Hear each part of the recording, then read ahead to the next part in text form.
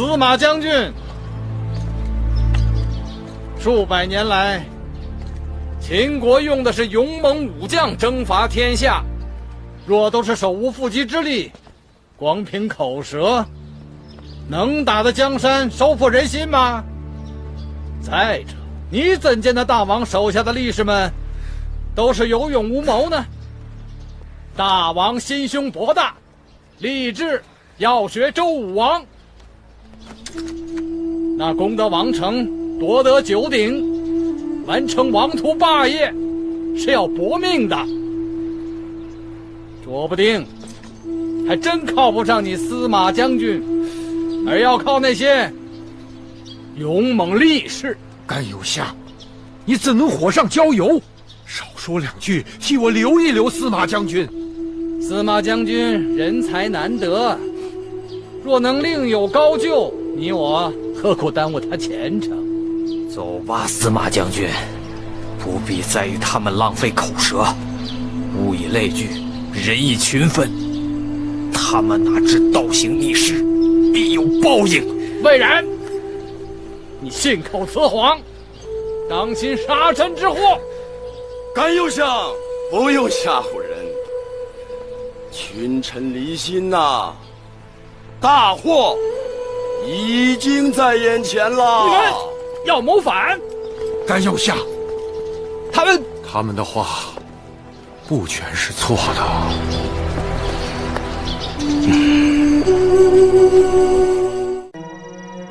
太后今日梳妆，只是觉得好看便这样梳了，并没有着意梳楚妆。哦，还是楚妆好看。记得义渠君过去从未在意过我的衣饰妆容。在意啊，只是以前觉得你穿什么样样都好看，都顺眼。不过今日才知道，这衣饰里面还有那么多学问。你今日喝酒，竟把你的眼光都喝挑剔了。以后酒还少喝些吧。仙儿、慧儿，扶义渠君进去歇息了。是。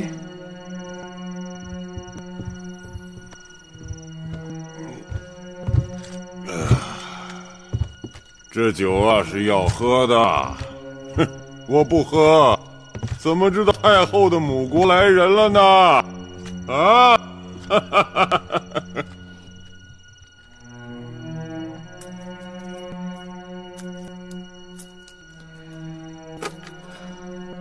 哎，上好的衣料啊！看一看，各部的米糕、芹菜，看一看，米糕，花布，看看啊，上好的衣料。这是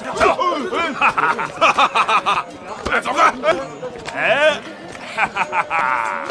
哎，你看，这劲的不错，是我要了，用这张狼皮换你的本事，我要了。不行，不要给钱的，是要拿去买的。我要了，我要了，什么钱？老子你要钱，就是给你脸了。我怎么能我的腿啊！你不要给钱给你。昼夜，就算是要公子找伴读，也该找个憨厚老实的。长此以往，当儿就知道什么叫机不可失，时不待我，就知道做人做事如履薄冰。可是公子季处处都抢了咱们公子的风头，处处，哼，我看也未必吧。要真让他谈兵论将，他铁定会输给当儿的。母后回来了。当儿，怎么了？怎么愁眉不展啊？你这小脸蹭的什么？父王今日给我们出了题目，让我和公子季论述伐韩公署的优劣。若论寻章摘句，那公子季说不定能抢个头彩。可论攻城略地，是当儿的擅长啊。话是这么说，但又不是真的带兵打仗，纸上谈兵，就连满朝文武都各说各的，孩儿怎能有十足的把握？你去请教你王叔和甘大夫，他们定能给指点。对啊。哎，慢点儿。我不睡，我不睡。继儿不睡觉了。是啊，我不睡。哎呀，好了好了，继儿。娘亲，这么晚了，怎么还不睡啊？继儿今日提出要跟我们辩寒与暑，说若辩不赢他今日便不睡了。我们三人说，夏日莲花，冬将雪，寒有寒的好处，暑有暑的悠长，用不着辩，他竟跟我们生气了。娘亲，哎，你看看这颜色，这犀角杯和这套八组带钩，分别是用金银铜铁、西域硫唑8种制材做成，这些啊都是大王赐的。这赤玉珠串，还有这一套金饰，共有12件，这些都是娘亲留给我的。公主出嫁，这些嫁妆多风光啊！哼，看起来狄公主没什么两样。哼，狄公主有什么好呀？狄公主要远嫁，要嫁到那狗都不拉屎的地方去，这辈子想回楚国，跟登天那么难。比起来，我宁可不当狄公主。公主说的也是，恕公主这次走了，还不知道哪日才能再见到。那月公主就更可怜了，娘亲早死，又不为魏后所喜，只怕是连个送她的人都没有呢。说的也是啊，跟他娘亲一个命，都是给人当陪嫁硬士，没人送。哼，那本公主只好去送一送了。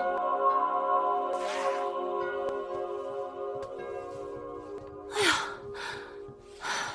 月儿姐，哎呀，你也真是的，宫里给每个应试都配了婢子和下人一起带到秦国去，你怎么一个也不要啊？我不会使唤人，姐姐若喜欢，留下自己用。不说别的，眼下若是有人照应你，这些针线活哪要你亲自操持？这是给蓉儿做的衣裳，蓉儿长大了，少年宫。春天到了，咱们可以在宫里自己养些个鸡鸭，再在那洼地里种些个麦蔬。夫人，我还没有老到无法一耙扶犁的地步吧？是夫人。他们都是从小和你一起长大的兄弟，你从秦国回来，重新做他们的首领，应该是得心应手。秦王夺了司马错和魏冉的兵权，要不是他们拼命拦住，我定带人打上朝堂，宰了那个狗父，还有一个猪狗不如的大王。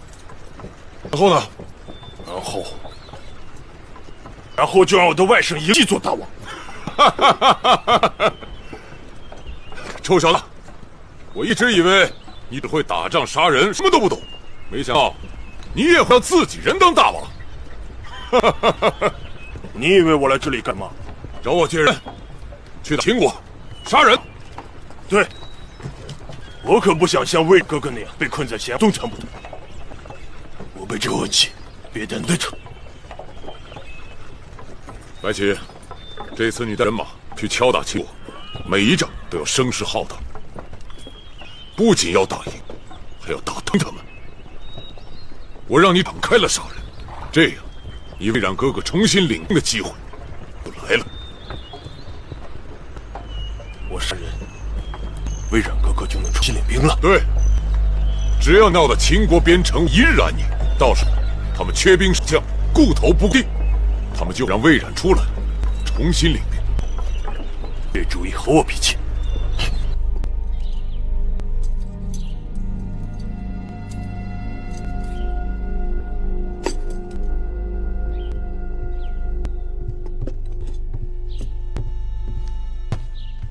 你就算杀了我，你仍然掌控不了大秦的天下。别拿先王的遗诏吓人。我已调查许久，若真有那遗诏，早就出头露面，有迹可循。我也曾想过，或许遗照在你那儿，那就更好了。只要你死了，那遗照就会跟着你灰飞烟灭，销声匿迹。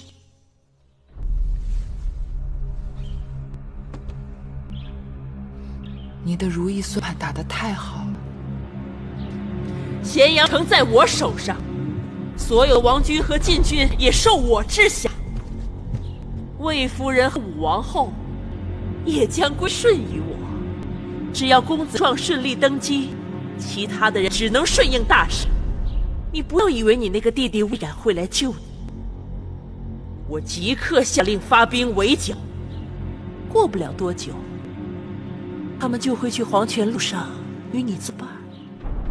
你做不到。能否做到，反正你是看不到。芈姝，可怜你愚钝如此，你本非歹毒之人，却为了点滴私欲弃明投暗，偏偏一条路越走越黑。你害了你的孩儿嬴荡，更害了大秦。先王若是地下有知，如何饶得了你？好个芈月，不见棺材不落泪。站住！张嘴！是。你干什么？放肆！一群！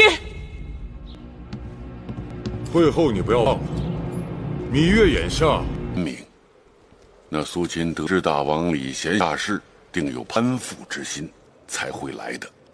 啊，对了，以后微臣还有一事，就是那秦国的质子。秦国质子眼下如何？